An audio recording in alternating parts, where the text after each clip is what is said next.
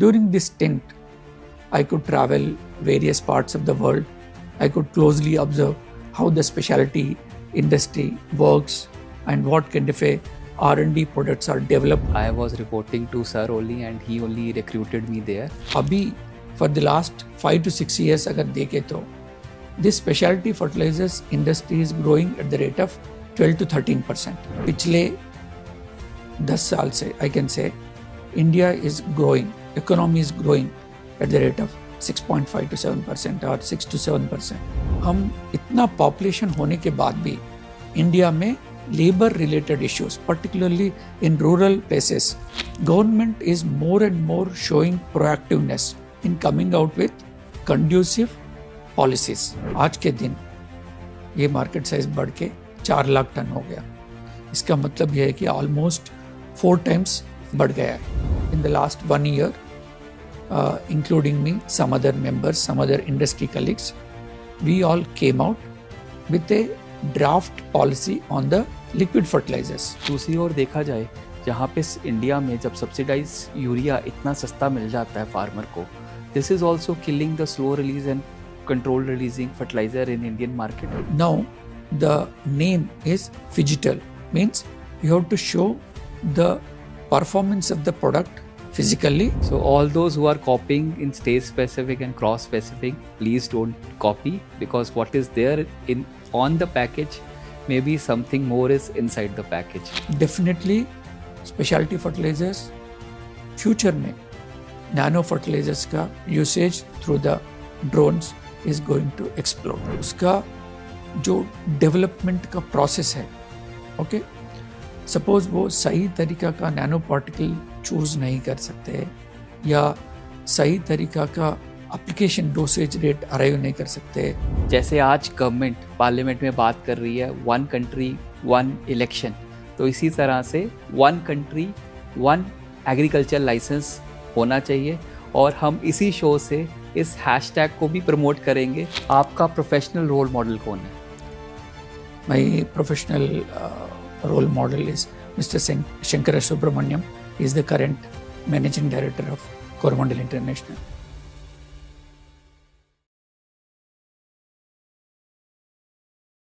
Hello friends, welcome to super Sharma show. Let's learn from industry. आज का podcast बहुत special होने वाला है, क्योंकि आज हमारे साथ एक senior business leader in the field of agriculture आए हैं.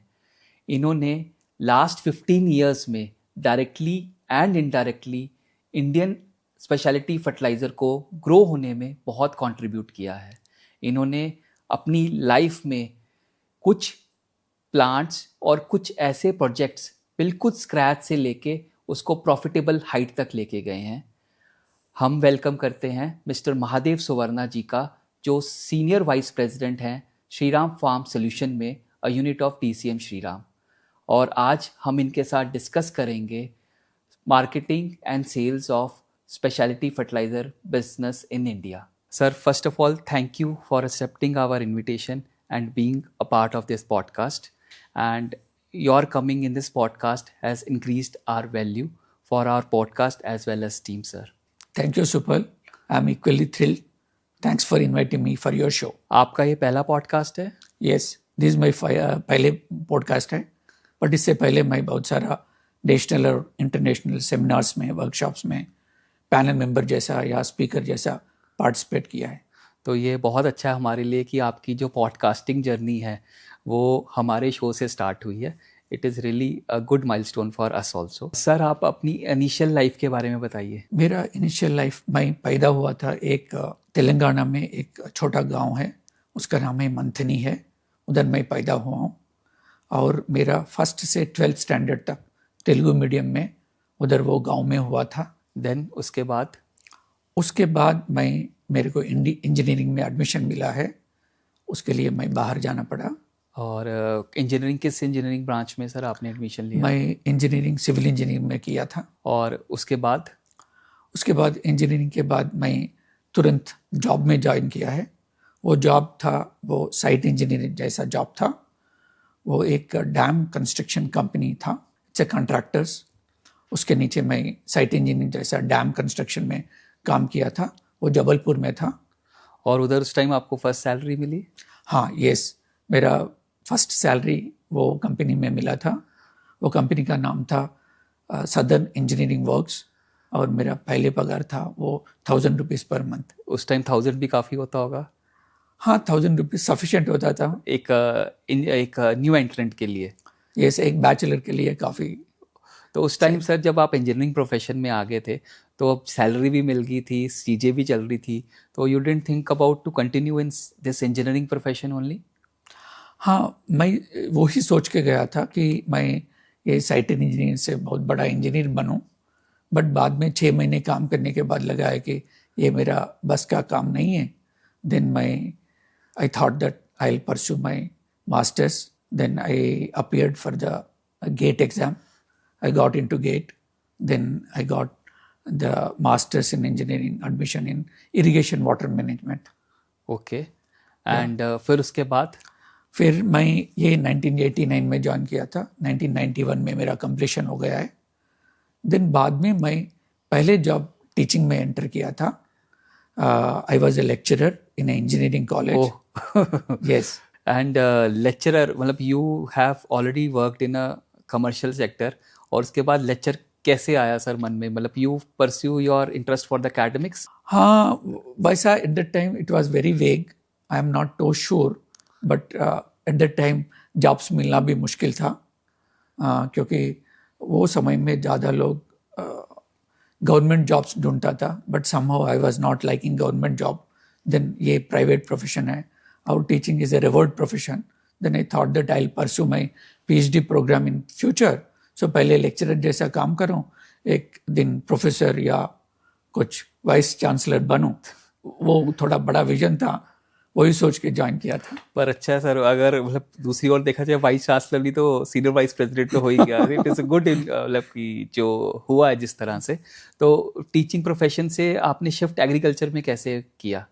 सो ये शिफ्ट पहले तो मेरा मास्टर्स ऑफ इंजीनियरिंग जो है वो कनेक्टेड टू एग्रीकल्चर था, but somehow I entered into the academics.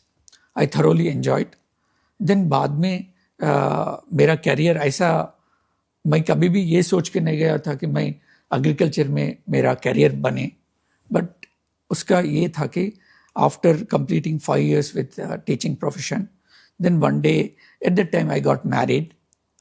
Then my father in law was a well known what do you call management guru, or he was director in few companies, but he was very happy to see me into the academics. One day I told him that I'm looking for a job in a company. Can you please arrange an interview? First he insisted, saying that no need to change. This is a good profession and you will become the professor. Why don't you do your PhD? So many things. It went on for a week. Then I was persistent. Then he arranged an interview in one of the companies. He said that I can arrange the interview, but I don't influence with my presence. I said that is more than enough. Then एक general manager ने मेरे को interview लिया है। ये Baroda based company है। They are into specialty chemicals.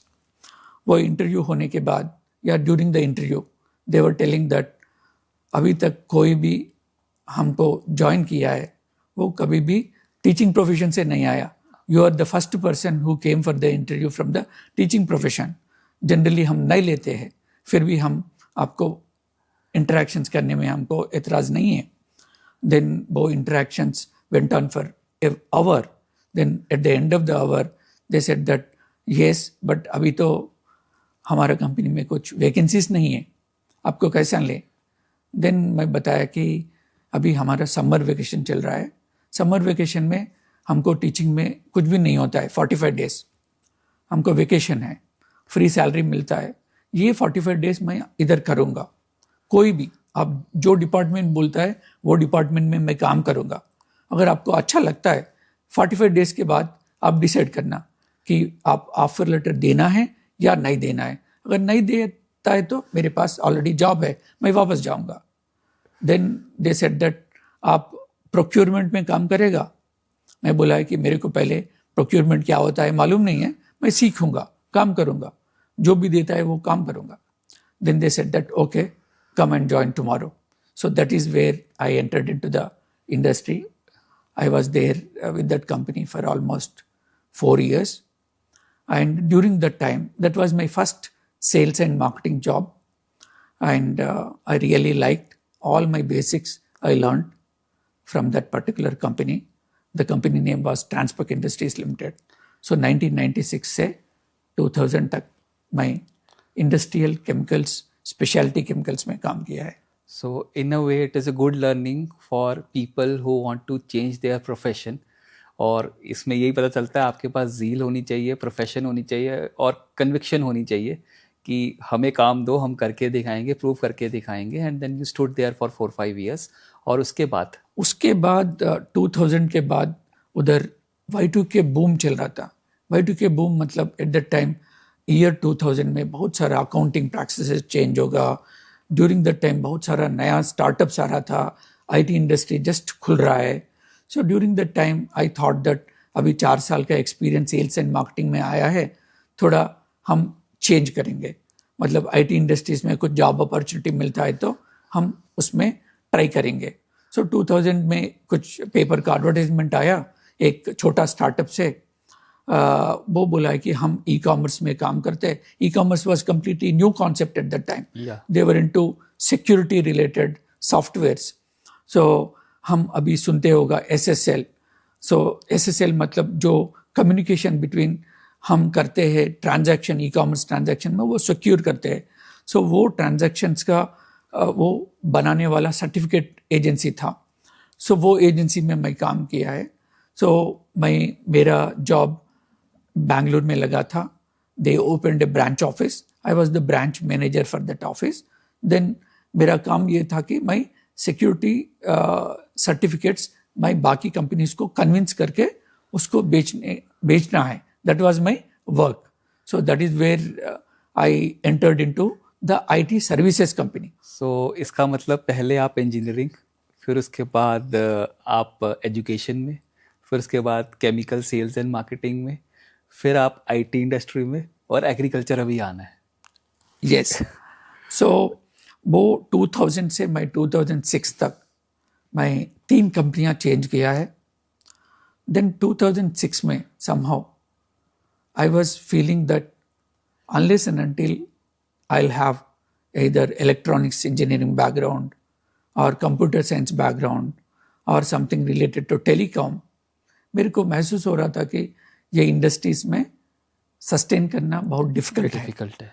So then at that time I was again thought of changing and coming back to some kind of a manufacturing company, not the IT services company. So एक company में advertisement आया है. वो advertisement ये था कि हम अभी तक बल्क फर्टिलाइजर्स में है, नॉट बल्क फर्टिलाइजर्स, हम agriculture crop protection related products में है, हम टेक्निकल बनाते हैं और बल्क बनाते हैं. हम अभी फॉर्मुलेशन बिजनेस में एंट्री करना है. So that is where I entered into the rear agriculture business. That job was into crop protection. The job consist of setting up the formulation business, processes, identifying the products, then sourcing from third parties, then establishing the team all over India, then selling the products. So that was the job. So that is how I entered into the agriculture. So basically इस company में आपको real agriculture का introduction हुआ और आपको पता चला कैसे हो रहा है, क्या हो रहा है, क्रॉप्स कैसी हैं, पेस्टिसाइड इंडस्ट्री कैसी है, फर्टिलाइजर इंडस्ट्री कैसी है, राइट? यस. एंड उसके बाद मैं अराउंड 5.5 years उधर था, 2006 से 2011 तक. दिन बाद में through man power consulting firms I got to know that there is a big fertilizer company called Coromandel International, and there is one more big specialty company called SQM. It's a Chilean based company. वो दोनों joint venture formation किया है, but अभी business शुरू करना है. So they were looking for a candidate who got the exposure with setting up a company from the scratch. So my earliest stint was I started the business from the scratch, that formulation business. So they looked into that experience. Out of the candidates, several candidates they called, I got selected. So that was where I entered into the specialty fertilizer industry. So that is in 2011. So for the last 14 years, I'm into the specialty fertilizer industry. And during that time, I learned in the earlier stint, it was more on B2C, but in this, it is more on B2B as well as the B2C. Of course, B2C was done by our parent company, Coromandel, and B2B is done by the direct team. So B2B, B2C. And during this stint, I could travel various parts of the world. I could closely observe how the specialty industry works and what kind of a R&D products are developed across the globe.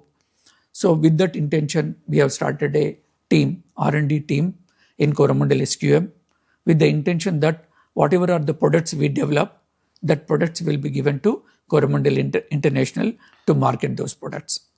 Very nice and audience को मैं ये बताना चाहता हूँ कि मेरा भी specialty fertilizer का इंट्रोडक्शन कोरोमंडल एसक्यू में ही हुआ और I was reporting to sir only and he only recruited me there and for the 3.5 to 4 years when I was working in Coromandel SQM, for me it has been a complete learning for specialty fertilizer industry, and there has been a 360 learning at that time, and I'm really grateful for that. And Coromandel SQM के बाद next sir. So Coromandel SQM के बाद in 2019 I got into DCM Shriram Limited. DCM Shriram एक corporate है, इसमें बहुत सारा business units है. DCM Shriram is into sugar business, chemicals business, and we have one more business called Finesta, which is into doors and windows, building construction materials. Then there is one more business unit called Shriram Farm Solutions. So I am part of the Shriram Farm Solutions. At this point of time, I am working as a senior vice president and I am heading the specialty plant nutrition business. मेरा responsibility ये था कि specialty plant nutrition business को head करें. Then during the last 5.5 years, we have set up a R&D center. It is called Center for Advanced Plant Nutrition, wherein we are doing research on both biologicals as well as the nutrition products. So during the last 5 years, we have come out with more than 10 products into biostimulants, biofertilizers, as well as crop-specific different blends. Okay. And this whole portfolio, I have heard that now you are setting up your facility also. Yes, actually, we are very happy if you can share with your audience. Yes, we are very happy to inform that last year we have set up the manufacturing facilities because we thought that when we are into R&D, it is the logical extension to enter into the manufacturing facilities. So we have put up the manufacturing facilities for water-soluble fertilizers, biogranules, bioliquids, and biopowders. So by setting up this, our intention is to protect the confidentiality of whatever we are developing. At the same time, we want to have full control on the quality of the produce. So now with this setup of manufacturing facilities, we are going to be in B2B business as well as we are going to explore the exports. Sir अभी तक हमने बात की आपकी life journey के बारे में. अब हम मेन टॉपिक पे आते हैं, sales and marketing of specialty fertilizers. ठीक है. सबसे पहले हमारे ऑडियंस को बताओ what is the difference between main difference between sales and marketing of fertilizers. Okay, अगर मैं एक शब्द में बोलना है या एक सेंटेंस में बोलना है, सेल्स मतलब एक ट्रांजैक्शन बेस्ड रहता है और मार्केटिंग मतलब it's a long term strategy to develop the product. So this is the main difference.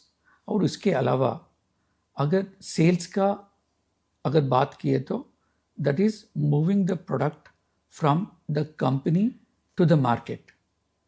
Then बाद में मार्केटिंग मतलब from the market to the consumer और customer. So that is the main difference between the sales and marketing. Very nice. और अभी speciality fertiliser की बात करें तो स्पेशलिटी फर्टिलाइज़र का क्या डेफिनेशन होगा? स्पेशलिटी फर्टिलाइजर्स या एनी अदर प्रोडक्ट का सेल्स एंड मार्केटिंग में ज़्यादा फर्क नहीं होता है. The definition, the main motto will be the same.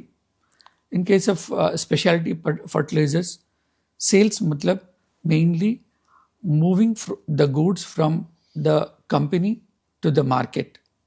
That is, it may consist of your logistics, timely supplies. So all that falls under the sales. But creating the demand, creating the awareness, showcasing the product, its performance, they all fall under the marketing. ये आपने अभी definition बता दी sales और marketing की. ठीक है. अब हमें बताओ, अगर स्पेशलिटी फर्टिलाइज़र का हम ट्रेंड देखें या मार्केट देखें तो ग्लोबली कैसा है और इंडिया में कैसा है एट प्रेजेंट? एक्चुअली अगर ग्लोबली बात किए तो ये specialty fertilizers particularly Europe, Israel and Turkey, ये कंट्रीज़ में ऑलरेडी बहुत पॉपुलर हो गया है. And it is almost the growth, I can say that it is very low, that is around 4%, मतलब फ्लैट आ चुका है. बट अगर इंडिया में बात किए तो ये जो भी स्पेशलिटी फर्टिलाइजर्स का इस्तेमाल हो रहा है फॉर द लास्ट 25 ईयर्स, उसमें क्या हुआ था, the real growth started from 2011.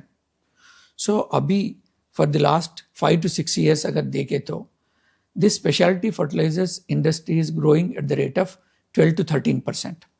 सो आने वाला 10 साल में भी ये ग्रोथ सेम पेस में जाने का संभावना है. और इस परसेंटेज को अगर हम देखें तो it's a good growth if you compare it to the traditional fertilizer industry. तो इसका मतलब next 10 years again will be fruitful for a person to invest and do business in this specialty factor. I fully agree. Yes, your understanding is correct. ये जो growth है इसका आने का बहुत सारा रीजंस है. और क्या क्या रीजंस है सर इस ग्रोथ के आने के? मतलब अगर हम बात करें मार्केट की वजह से या इंडस्ट्री की वजह से या फिर एनवायरनमेंट की वजह से, मतलब किस तरह से ये ग्रोथ हो रही है? ओके, सो ये मैं इसका आंसर मैं 3 भाग में देता हूँ. पहले तो मार्केट एनवायरनमेंट, ये कैसा कंड्यूसिव है, ये वो जो कंड्यूसिवनेस है वो कैसा ये ग्रोथ ड्राइवर जैसा इस्तेमाल हो रहा है. एक तो है, पहले बार हम पिछले 10 साल से आई कैन से India is growing, economy is growing at the rate of 6.5 to 7% or 6 to 7%. So when economy grows, the prosperity or middle class income will grow. Then they start spending more on food as well as discretionary expenses. So when you talk about the food, so more and more people, they consume fruits and vegetables. ये fruits and vegetables आज के दिन India में बहुत सारा acreage drip irrigation में है. So जैसा जैसा ड्रिप इरिगेशन ग्रोथ होगा एंड ये इनका कंजम्पशन भी बढ़ेगा, इसका रिक्वायरमेंट भी बढ़ेगा. At the same time our population is also growing. So this is one marketing condition. Second one is that हमको अभी एराटिक रेनफॉल हो रहा है. At the same time time पे सीजन स्टार्ट नहीं होता है एंड बहुत सारा स्टेट्स में वाटर का स्केर्सिटी है. सो जैसा जैसा वाटर स्केर्सिटी बढ़ता है, जैसा जैसा इंडस्ट्रीज बढ़ते हैं, सो पानी इंडस्ट्री को जाना पड़ता है, बहुत सारा डाइवर्ट करना पड़ता है. इसलिए एग्रीकल्चर के लिए कम मिलने का चांस है, वाटर अवेलेबिलिटी. इसके वजह से भी अगेन ड्रिप इरिगेशन बढ़ेगा, उसके वजह से again consumption of the specialities बढ़ेगा. ये दूसरा रीज़न है. तीसरा ये है कि हम इतना पॉपुलेशन होने के बाद भी इंडिया में labour related issues, particularly in rural places, availability of the labor is going to be a big problem. So it is going to lead to lot of mechanization and lot of uses like let us say drones का application, ये सब होने वाला है आने वाला दिनों में. सो ये सब जैसा मैकेनाइजेशन, ये ड्रोन्स का एप्लीकेशन, ये बहुत ज़्यादा लेवल पे इस्तेमाल होगा, देन स्पेशलिटी का फर्टिलाइजर्स का मोर एंड मोर कंजम्पशन होते जाएंगे.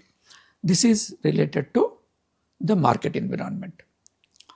अगर गवर्नमेंट का देखें तो मैं पिछले 10 साल से 2016 से मैं देख रहा हूँ, government is more and more showing proactiveness in coming out with conducive policies. Conducive policy means? Conducive policy means पहले तो जो भी ये प्रोडक्ट्स हम मार्केट में बेचना है, ये FCO में आना है. FCO मतलब फर्टिलाइजर कंट्रोल ऑर्डर. सो जो भी न्यूट्रिशन रिलेटेड प्रोडक्ट है या recently even biologicals like biostimulants भी FCO में आता है. सो पहले 2016 तक ये स्पेशलिटी फर्टिलाइजर्स में only complex specialty fertilizers like MAP, MKP, potassium nitrate, ये इनको रिकग्नाइज किया. वो बहुत पिछले 20 साल से बेचना शुरू हो गया.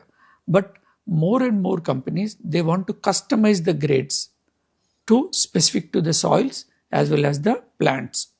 सो उसके लिए 2016 में गवर्नमेंट ऑफ इंडिया ने एक नया पॉलिसी लेके आया, उसको बोलते हैं general guidelines for the specialty fertilizers और वाटर सॉल्युबल फर्टिलाइजर्स. वो आने के बाद बहुत सारा नया प्रोडक्ट्स मार्केट में आया है. उसके वजह से बहुत सारा हमारा किसान लोगों को बहुत फ़ायदा भी हुआ है. तो इसका मतलब आपका कहने का मतलब है कि जैसे ही हमने general guidelines the water soluble blending के लिए, तो मोर and more have blends have come out in the industry, जिससे इंडस्ट्री भी ग्रो हुई है और किसान को भी डिफरेंट ऑप्शंस मिली हैं जनरल स्ट्रेट्स के अलावा. एब्सोल्युटली.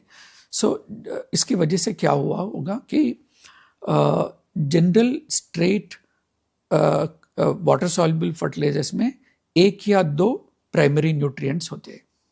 बट ये जो कस्टमाइज ग्रेड्स जो होते हैं, इसमें NPK, वो 3 प्राइमरी न्यूट्रिएंट्स के अलावा सेकेंडरी न्यूट्रिएंट्स, माइक्रो न्यूट्रिएंट्स और इसके अलावा और कुछ कंपनी वाइज कुछ डिफरेंशियल होने के लिए कुछ सीक्रेट रेसिपी भी रहता है.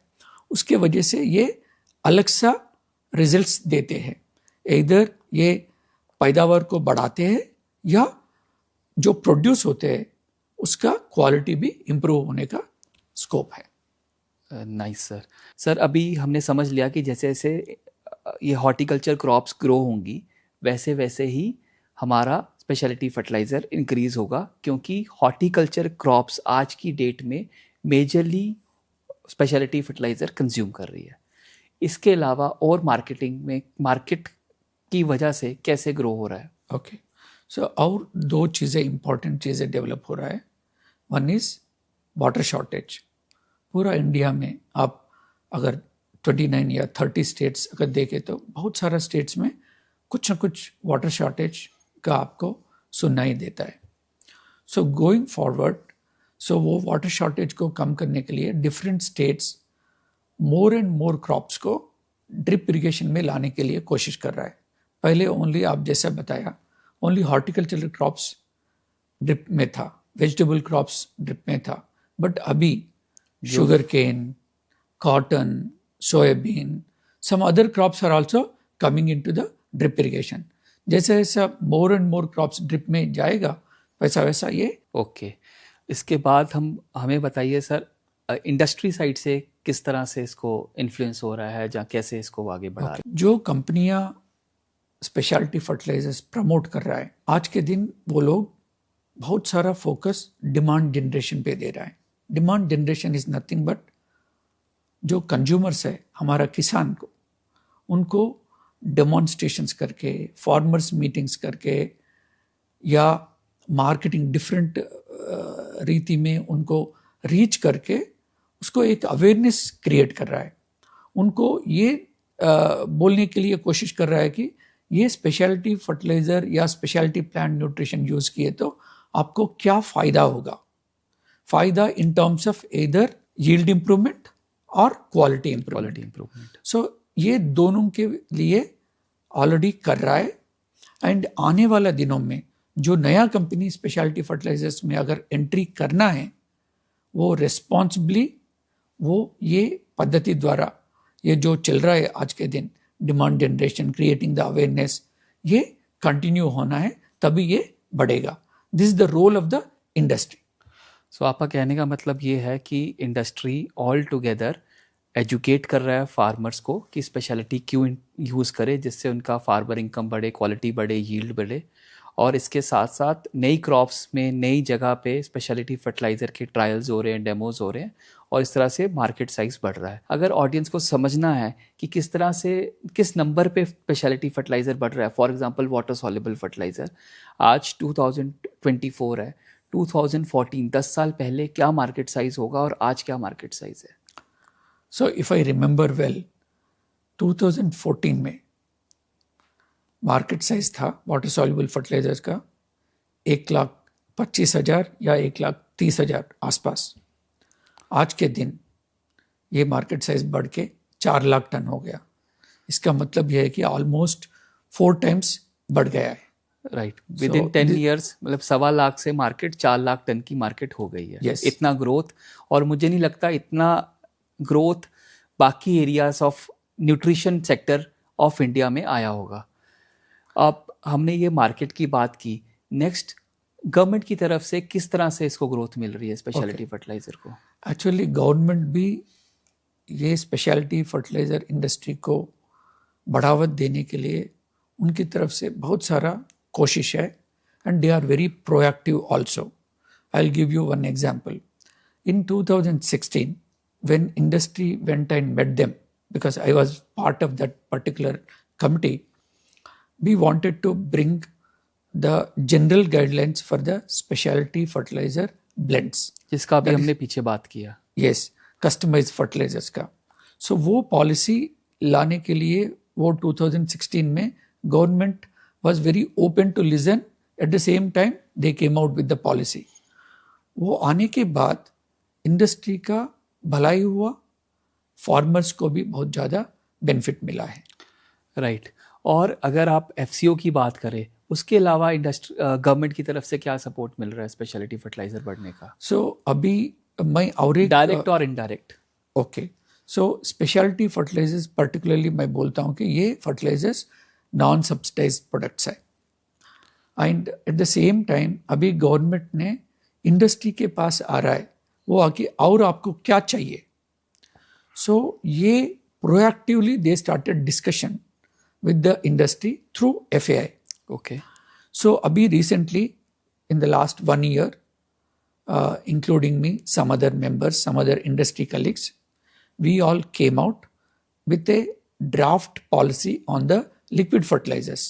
Okay. जैसा वाटर सॉल्युबल फर्टिलाइजर्स में हुआ, अभी लिक्विड फर्टिलाइजर्स का भी जनरल गाइडलाइंस आने वाला है.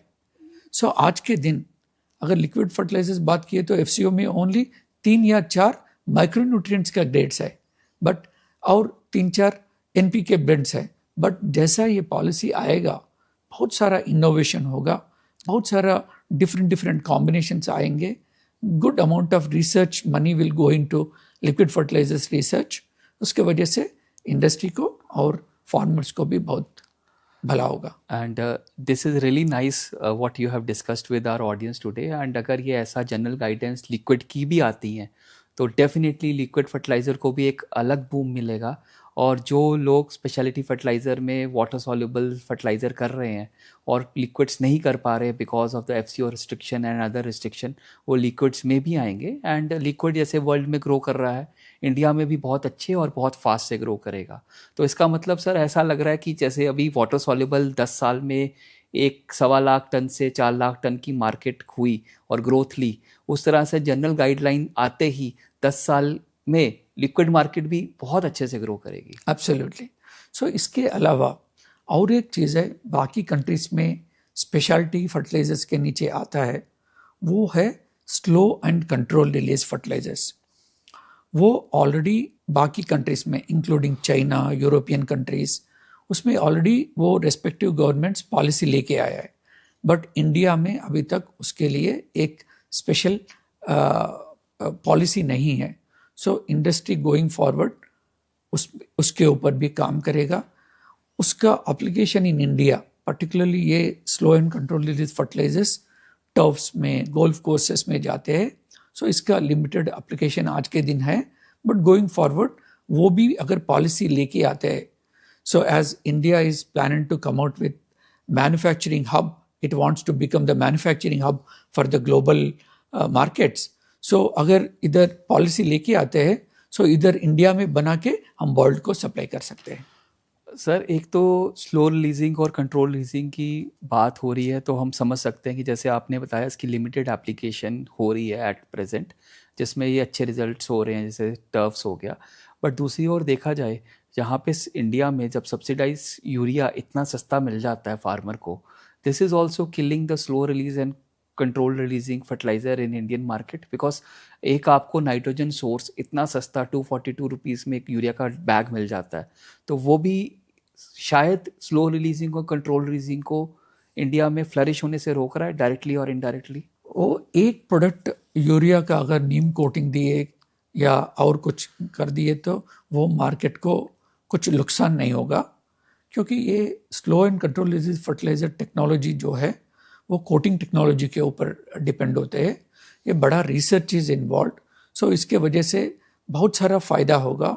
उसके वजह से हमारा ज़मीन को जो नुकसान हो रहा है बल्क फर्टिलाइजर्स के साथ, सो वो होने का कम संभावना है, क्योंकि इसका मैकेनिज्म जो होता है वो स्लोली रिलीज होता है.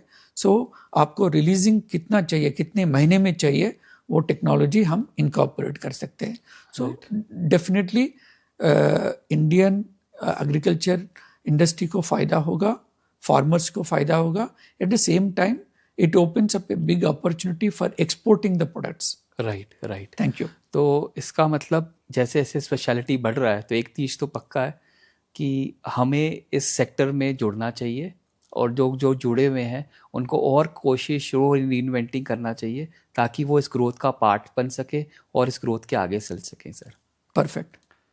सर अगर कोई यंग एंटरप्रेन्योर है या फिर कोई कॉर्पोरेट है, उसको स्पेशलिटी फर्टिलाइज़र में एक नया प्रोडक्ट लाना है, तो आइडिया से लेके लॉन्चिंग तक क्या स्टेप्स में उसको ध्यान देना चाहिए? It's a very good question, particularly relevant for the young entrepreneurs, because आजकल बहुत सारा young entrepreneurs they want to enter into this space which is really growing. So पहले मैं ये बोलना चाहता हूँ कि ये जो नया प्रोडक्ट है, पहले डिसाइड करते पहले उनको मार्केट में क्या कमी है, क्या ये पर्टिकुलर प्रोडक्ट जो चीज़ चैलेंज को एड्रेस करेगा, वो पहले क्लैरिटी होना चाहिए. सो वो आइडिया स्टेज में वो क्लैरिटी लाना है. फार्मर का करंट चैलेंजेस का कुछ सॉल्यूशन लेके आ रहा है, या करंट मार्केट में प्रोडक्ट का गैप है. ये दो चीज़ में अगर उनको क्लैरिटी आता है, एक आइडिया स्टेज में एक शॉर्ट लिस्ट होगा प्रोडक्ट. एक बार शॉर्ट लिस्ट होने के बाद ये देखना है कि ये पर्टिकुलर प्रोडक्ट को वो कोई दूसरा देश से इंपोर्ट करेगा या खुद डेवलप करने के लिए उनके पास R&D का क्षमता है. अगर R&D खुद का नहीं है, फिर वो जिसके पास है उसको क्लियरली बोलना पड़ता है कि ये क्रॉप है, ये स्टेज है, ये चैलेंज है, इसको मैं एड्रेस करूँगा. प्रोडक्ट भी अभी डेवलप हो गया. देन नेक्स्ट स्टेज इज वो प्रोडक्ट को डेवलप करते पहले डायरेक्टली लॉन्च को ही नहीं करते. नेक्स्ट स्टेज, अभी ये जो आपने R&D बोला, this is at the lab scale only? हाँ, पहले तो R&D का कभी भी लैब स्केल होता है. लैब स्केल में physical and chemical properties study करते हैं एंड डिफरेंट प्रोडक्ट्स के साथ कंपैटिबिलिटी स्टडी करते हैं. ये स्टडी होने के बाद देन अगर उनके पास ग्रीन हाउस है या ओन फील्ड्स है, उधर टेस्टिंग करते हैं. अगर किसी के पास ओन फील्ड्स नहीं है, कोई कंपनी के पास, ये स्टार्टअप है बोल रहा है ना, उनके पास शायद नहीं होगा. So he has to rent some lease land, उधर करना है, या कोई फार्मर को कन्विंस करके उनका फील्ड्स में करना है कि फार्मर का करंट प्रैक्टिस वर्सेस जो इंडस्ट्री का लीडिंग प्रोडक्ट है, अगर कोई रहे तो उसके versus then this new product. So during that particular field trial space he has to observe various parameters. मतलब ये कैसा कैसा क्वालिटी इम्प्रूवमेंट दे रहा है या पैदावार बढ़ा रहा है। एक बार उनके पास पूरा रिजल्ट्स है, मतलब अभी प्रोडक्ट डेवलप हो गया लैब लेवल पे, देन फील्ड ट्रायल भी हो गया, अभी नेक्स्ट स्टेज में जाएंगे। और वो नेक्स्ट स्टेज क्या है? कि नेक्स्ट स्टेज होता है कि अभी वो पहले ढूंढना पड़ता है मैं किधर से मैन्युफैक्चरिंग कराऊं। वो कोई बाहर देश से मैन्युफैक्चरिंग करेगा या इंडिया में उनके पास है, या और कोई डोमेस्टिक मैन्युफैक्चरर से सेटअप करें। सो ये होने के बाद देन वो ये भी सोचना पड़ता है कि ये प्रोडक्ट को इंक्लूजन कराना है। अगर सपोज ये जनरल गाइडलाइंस में आता है या कोई डायरेक्ट पॉलिसी के नीचे आता है, सो इंक्लूजन इज ईजी है, नहीं तो नया चीज़ करके वो इंक्लूजन में लाना है।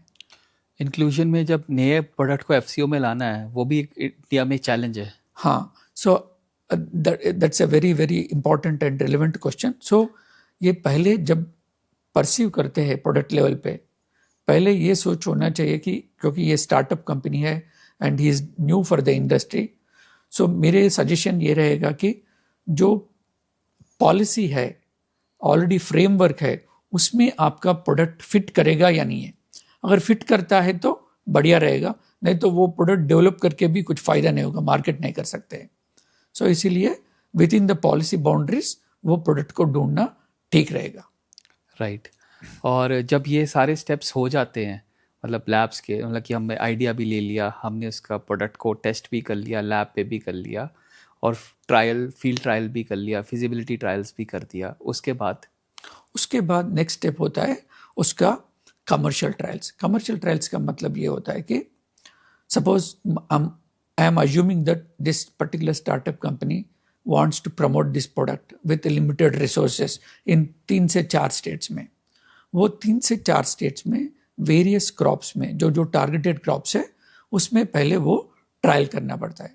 These are called as commercial trials.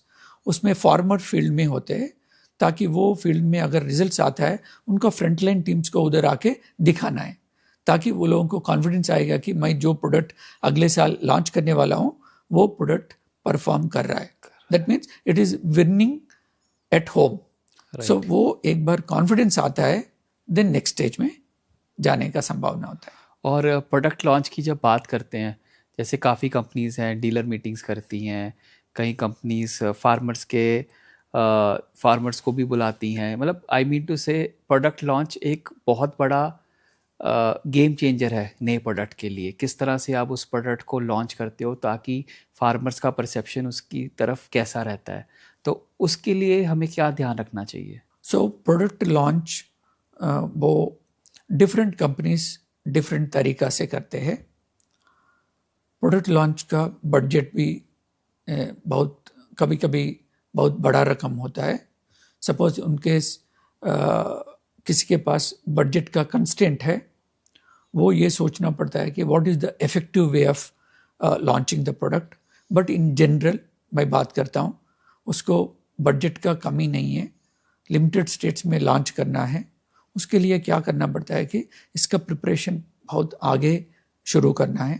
Preparation in terms of कितना लॉन्चेस करेंगे, वो लॉन्चेस में कौन कौन रहेगा, वो ओनली डीलर लॉन्च करेंगे या डीलर और फार्मर लॉन्च करेंगे, ये एक डिसीजन लेना है।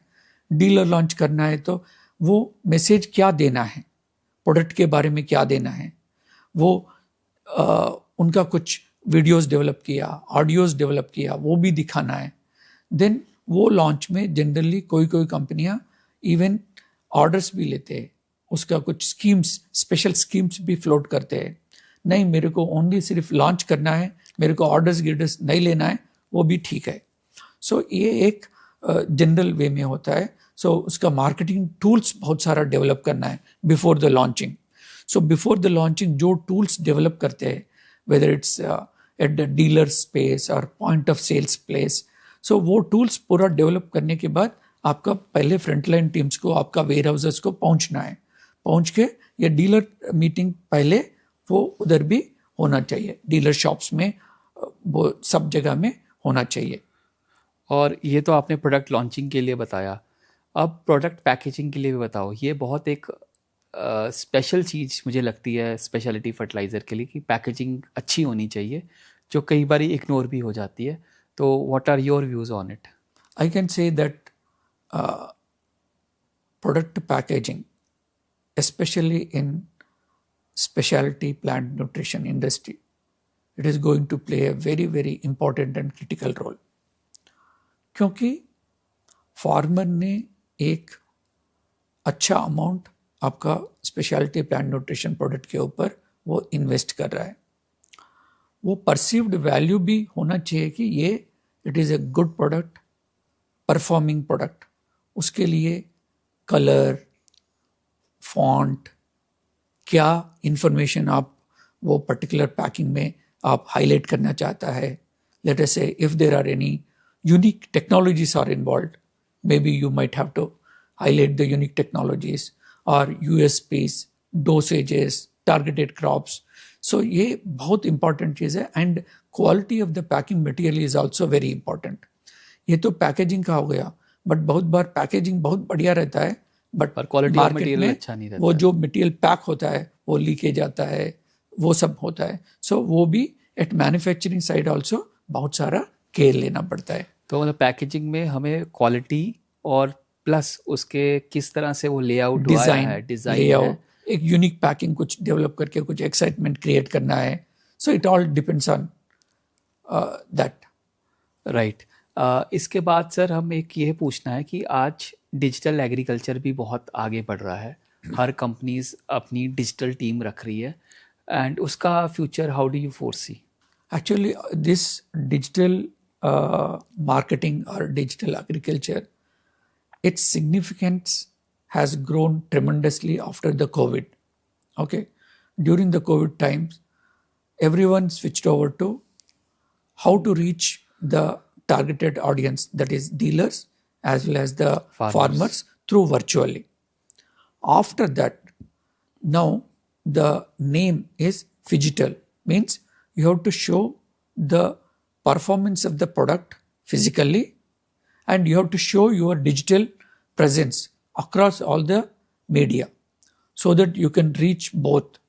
Particularly in specialty fertilizers, the farmers, particularly horticultural farmers या आपका vegetable farmers, they are almost all time they are searching for some new information. They are on the social media. So when your product, along with some success stories, some excitement, which is available on the net, they will absorb very quickly. So with that, you can reach the markets, various markets, very fast. At the same time, it is really going to give good benefits. Right. ये तो हमने बात किया कि digital agriculture के बारे में, and I also feel कि जिन कंपनियों के पास आज अपनी डिजिटल टीम नहीं है, जहाँ वो डिजिटल एग्रीकल्चर को टाइम नहीं दे रही हैं, उनको अभी से करना चाहिए, क्योंकि world is going more and more virtual, and information का भेजने का तरीका digitally it's very very fast. So you have to pick the face and you have to go digital. And next question is, आजकल crop specific, state specific बहुत सारे products की बात होती है. बहुत सारे कॉर्पोरेट्स इसको लेके आए हैं, उन्होंने अच्छा भी किया है फील्ड में, और कुछ यंग एंटरप्रेन्योर्स ने भी अच्छा किया है, पर काफ़ी लोगों के प्रोडक्ट्स अच्छी तरह से फिट नहीं हो पाए हैं. तो जिन लोगों के products crop specific, stage specific नहीं फिट हो पा रहे, उसके पीछे आप क्या सर रीज़न देखते हो कि क्यों हो नहीं पा रहे, और उनको क्या इम्प्रूव करना चाहिए? Actually this is a very very relevant question to the industry. मेरे ख्याल से ये जो products, crop specific and stage specific products, एक बड़ा कंपनी लेके आए तो कोई दूसरा कंपनी भी कॉपी करने के लिए, सेम रेशियो मेंटेन करने के लिए, सेम प्रोडक्ट लॉन्च करने के लिए कोशिश कर रहा है. बट हर कंपनी को ये मालूम पड़ना चाहिए कि हमारा इंडस्ट्री में अगर तुम FCO प्रोडक्ट ला रहा है, उसमें जो डिक्लेयर कर रहा है ऑन योर पैक, अगर सेम रहेगा, ये सोच सही नहीं है. हर कंपनियां जो लिखते हैं ऊपर, सो उसके अलावा और कुछ उनका R&D द्वारा कुछ दूसरा भी उसमें डालते हैं. उसके वजह से रिजल्ट्स आता है. सो कोई भी कंपनी दूसरा कंपनी का रेशियोज वो कॉपी करके डायरेक्टली उतारना नहीं है. This is my personal suggestion. Right. तो इसका मतलब ये है कि जिन लोगों के ग्रेड्स अगर इन जनरल बोला जाए मार्केट में स्टेज स्पेसिफिक और क्रॉप स्पेसिफिक चल रहे हैं, they have done a good amount of R&D. और जो लोग जस्ट उन्हीं पैकेट्स को देख के उसी रेशियो को मेंटेन कर रहे हैं, वो गलती कर रहे हैं, क्योंकि वो R&D बेस्ड प्रोडक्ट है. उसमें कुछ हिडन सीक्रेट्स होंगे जो पैकेज पे नहीं होंगे, और वो हिडन सीक्रेट्स जब उनके पैकेज में नहीं है तो it is not performing what it has to perform compare to that which are doing well. और इधर से ये एक गैप आ रहा है. वन मोर इम्पॉर्टेंट चीज इसमें, सपोज ये अगर सेम रेशियो भी लाता है, स्पेशलिटी प्लांट न्यूट्रिशन में product performance depends on the source of the raw materials. Yes. अगर सही सोर्स नहीं है, अगर वो जो भी उनको मिलता है, जो भी उनका अंडरस्टैंडिंग है, उसके ऊपर से वो रखा है, सो जो परफॉर्मेंस क्रॉप में देना है वो नहीं होगा. ये then second thing is that ये जो कंपनियां R&D करके आया है, उनको मालूम है कि ये पर्टिकुलर प्रोडक्ट कौन सी क्रॉप्स में टारगेट करना है, कौन सी स्टेज में टारगेट करना है, क्या मात्रा में टारगेट करना, मतलब डोसेज. ये जो बंदा कॉपी कर रहा है उनको ये सब बैक एंड अंडरस्टैंडिंग नहीं होता है. सो वो जो लिखा रहता है वही कॉपी करके ट्राई करते हैं. So this is not a sustainable business. So मेरे ख्याल से इधर उनके पास खुद का R&D नहीं है तो कोई R&D कंपनी के साथ जोड़ना, उनसे प्रोडक्ट्स लेना, उनसे रिकमेंडेशंस लेना ठीक रहेगा. So all those who are copying in stage specific and cross specific, please don't copy, because what is there in on the package, maybe something more is inside the package. So use your R&D, use your people and start developing your own grade. इसके बाद sir एक अभी drones की बहुत बात हो रही है. ड्रोन अच्छे से काम कर रहा है, things are going well, many companies have started investing in the drone services. तो स्पेशलिटी फर्टिलाइज़र ड्रोन के बढ़ने से कैसे इन्फ्लुएंस होगा और कैसे उसको मदद मिलेगी? सो मेरे ख्याल से ड्रोन्स का usage in the speciality plant nutrition ये आने वाला 4-5 साल में बहुत बढ़ेगा. इसीलिए बढ़ेगा कि आज के दिन स्पेशलिटी फर्टिलाइजर्स एप्लीकेशन के लिए एक एप्लीकेशन विंडो है. सपोज आप एक क्रॉप ले लो, शुगर केन. अगर शुगर केन में आप अप्लाई करना है तो मैक्सिमम 45 डेज 50 डेज के अंदर ही आप स्प्रे कर सकते हैं. बाद में अंदर जाना ही मुश्किल है, बहुत मुश्किल है. सो ये एक चीज़ है. सो कोई क्रॉप्स में after 60th day you can not enter. So those crops will be the first adopters for the drone application. इसके अलावा जो कंपनियां ड्रोन द्वारा उनका प्रोडक्ट्स को प्रमोट करना है, वो 2 चीज़ के ऊपर ध्यान देना है. पहले तो उनका प्रोडक्ट ड्रोन कंप्लिएंट है या नहीं है. मेरा मतलब ड्रोन कंप्लिएंट मतलब ड्रोन कंपैटिबल है कि नहीं है. ड्रोन कंपैटिबल है या नहीं है, इसका मतलब यह है कि सपोज वो आज के दिन एक फोलियर प्रोडक्ट डेवलप किया, एक ड्रिप प्रोडक्ट डेवलप किया, उसका रिकमेंडेशंस, उसका डोसेज अलग है, उसका पार्टिकल साइज अलग है. सो ड्रोन्स का शायद उनका वॉल्यूम 10 लीटर्स वॉल्यूम है. सो सपोज अगर वही वॉल्यूम वही डोसेज ड्रोन में अप्लाई किए तो शायद रिजल्ट्स आ नहीं सकता है. So either you have to work on the different dosages requirements specially for the drone application, और in case your products are not fully drone compliant, you have to make it drone compliant. Means वो particle size के ऊपर, physical properties के ऊपर, solubility के ऊपर काम करना चाहिए.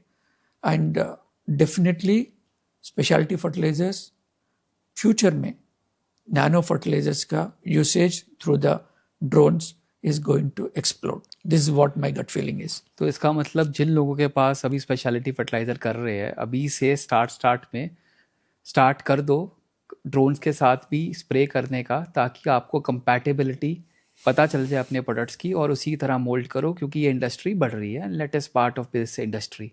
आपने सर एक अभी वर्ड लिया नैनो फर्टिलाइज़र का. नैनो फर्टिलाइज़र की बहुत डिबेट चलती है इंडिया में. हर पर्सन का डिफरेंट ओपिनियन है.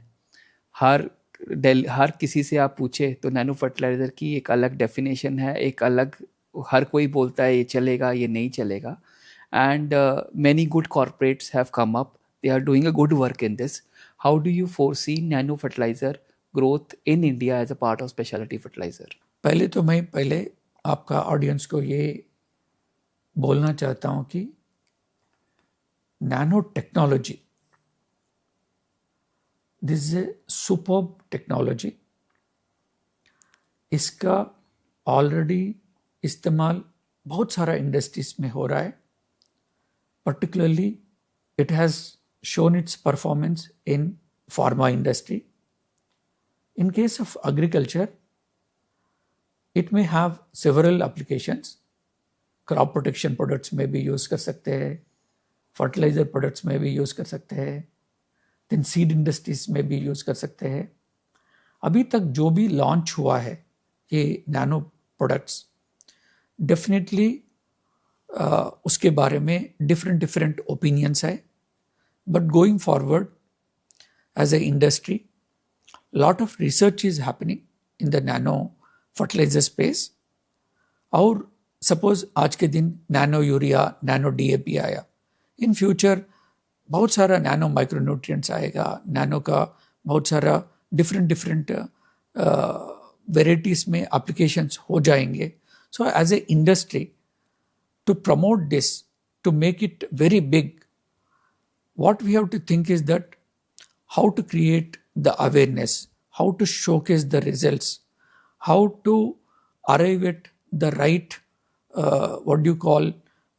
judgment on कितना ये कम करेगा, या कम करेगा मीन्स applications. Suppose जो भी bulk fertilizers यूज कर रहा है उसका कितना डोसेज कम कर सकता है. It should be purely driven based on your trial results, rather than just conveying some kind of a messages. Right. This is what I feel. So मतलब आप कह रहे हो कि the nano industry is a good industry, it will grow, and the same time you have to do your own trials in different crops और उसको result देखना है और उसको इम्प्रोवाइज करते करते इसको आगे बढ़ाना है, और फिर रेशो बल्क वर्सेस नैनो और स्पेशलिटी फर्टिलाइज़र में नैनो कितना यूज़ करना है वो हम देखेंगे. सर एक और चीज़ है, ये बड़ा एक जनरल क्वेश्चन लोग बात करते हैं, डिस्कस करते हैं. जैसे नैनो फर्टिलाइज़र कुछ कंपनीज़ को लाइसेंसेस मिले हैं, और जनरल अगर कोई कंपनी प्रोडक्ट आता है वो अच्छा प्रोडक्ट होता है, वो सीधा FCO में आता है और एवरीबडी कैन यूज़ इट. से फॉर एग्जांपल जब आपने लिक्विड फर्टिलाइजर्स का नाम लिया तो लिक्विड फर्टिलाइजर के कुछ प्रोडक्ट्स अपने FCO में आए, and anybody can start marketing, selling that product और importing that product. But nano fertiliser कुछ ही कंपनीज को मिला है and everybody can not do it. What is the reason behind it? Because everybody doesn't have a capacity of a nano technology plant to put up, और they don't have the R&D, और उसके पीछे क्या reason है sir? आप जैसा बोल रहे हैं ये नैनो फर्टिलाइजर्स भी part of the FCO, but इसके लिए अलग सा पॉलिसी है. राइट. बट जो नैनो फर्टिलाइजर्स अभी जो मार्केट में लेके आया है ये कंपनी के नाम से दे रहा है. परमिशंस या अप्रूवल्स और रजिस्ट्रेशन कोई भी दूसरा कंपनी वो प्रमोट नहीं कर सकता है. इसका रीज़न ये है कि nano fertilizers even though they are very very effective, but what I understand is that उसका जो डेवलपमेंट का प्रोसेस है, ओके, सपोज वो सही तरीका का नैनो पार्टिकल चूज नहीं कर सकते, या सही तरीका का एप्लीकेशन डोसेज रेट अराइव नहीं कर सकते, सो ये शायद it is going to create harm to the farmers. Okay, so looking into that aspect the assumption is that जिसको भी परमिशन मिला है वो बहुत सारा खूब सारा ट्रायल्स किया है एंड दे अराइव्ड एट, मतलब इसके लिए not only bio efficacy trials, एक टॉक्सिक स्टडीज और बहुत सारा ट्रायल्स स्टडी कहते हैं, बहुत सारा स्टडीज करके और सब लोगों का सर्टिफिकेट लेने के बाद ही यह रजिस्ट्रेशन कमेटी जो है वो अप्रूवल दे रहा है. अगर सपोज ये कोई भी कंपनी मार्केट में लेके आता है, अगर वो ट्रायल्स के बिना वो किए तो शायद apprehension from the government is that ये फार्मर को कुछ नुकसान कर सकता है, इसीलिए वो लेफ्ट राइट एंड सेंटर वो परमिशंस देने के लिए नहीं है. काफ़ी लोग B2B सेल्स में आ गए हैं और आगे आना चाहते हैं, and you have successfully proven your this thing in Coromandel SKM for B2B sales of potassium nitrate of SKM Chile. तो आपके एक्सपीरियंसेस से आप B2B जो सेल्स करना है उसके लिए क्या स्टेप्स बताओगे ताकि उनकी सेल्स इंक्रीज हो एंड ओवर द 3 years और 4 years वो एक्सपैंड करें? ओके, सो ये बहुत अच्छा क्वेश्चन है. पर्टिकुलरली B2B सेल्स अगर स्पेशलिटी फर्टिलाइजर्स में सक्सेस होना है, 3-4 चीज़ें बहुत इम्पॉर्टेंट होता है. ये particularly when we approach any company to convince them to have our speciality product, जो प्रोडक्ट बेच रहा है पहले तो उनका नॉलेज वो प्रोडक्ट के ऊपर, वो मार्केट के ऊपर बहुत अच्छा नॉलेज होना चाहिए. सो B2B सेल्स में मेनली क्या क्लाइंट या कस्टमर देखते हैं कि उसको थोड़ा एजुकेट करो. ओके, सपोज उनका नॉलेज और आपका नॉलेज सेम लेवल पे रहे तो वो बेचना मुश्किल होता है. उनको ये समझाना है कि ये मार्केट पोटेंशियल है, ये अगर आपने मार्केट किए तो आपका बिजनेस इतना बढ़ेगा. ओके, ये B2B में पर्टिकुलरली स्पेशलिटी फर्टिलाइजर्स में रिलेवेंट है. ओके, उनको in a way you have to go hand hold. Okay, this is one thing. 2 is that any B2B sale in general, it is a relationship sale. Okay, आपको उनको क्या confidence है, what kind of a relationship you are maintaining, what kind of a confidence you are giving, it plays very very important role. And plus I guess B2B is a long term game. Agree. It's not a one transaction overnight. It's relationship building. B2B business एक order आने में, first order आने में 1 साल 2 साल भी लग सकता है. But we should not, the person who is going to be in B2B, he should not lose his heart. Okay, एक और बड़ा मिथ चलता है जब डीलर लेवल पे बात आती है. कंपनीज को लगता है कि अगर हमारे पास बल्क है तो हम स्पेशलिटी अच्छे से बेच पाएंगे, अगर बल्क नहीं है तो स्पेशलिटी बेचना टफ है, मुश्किल है. तो what are your views on it? मेरे को लगता है कि वो सच नहीं है. सच इसीलिए नहीं है कि बल्क फर्टिलाइजर्स का मेन एप्लीकेशन सॉइल ग्रेड्स में होता है एंड स्पेशलिटी फर्टिलाइजर्स का एप्लीकेशंस इधर ड्रिप द्वारा और फोलियर एप्लीकेशंस होता है. That is the first thing. हाँ, कोई कंपनी शायद ये मिथ है कि उनके साथ टैगिंग करते हैं, वो है.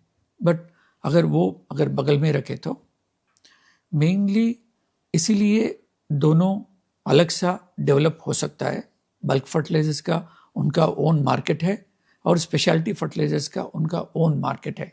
इसीलिए है कि स्पेशलिटी फर्टिलाइजर्स एक सिचुएशन को, एक चैलेंज को प्रोडक्ट क्वालिटी इम्प्रूवमेंट में या क्वांटिटेटिव इम्प्रूवमेंट में इस्तेमाल होता है. और बल्क फर्टिलाइज़र एक जेनरिक तरीका से फार्मर ने इस्तेमाल करते हैं. इसीलिए वो दोनों एक दूसरे के साथ पहले तो कॉम्पीट नहीं करते हैं एंड एक दूसरे का मार्केट साइज को इम्पैक्ट नहीं करते हैं. This is what I believe in. Okay, तो मतलब जिन लोगों को लगता है कि सिर्फ बल्क की वजह से ही स्पेशलिटी बिकता है तो उनको इंट्रोस्पेक्ट करना चाहिए.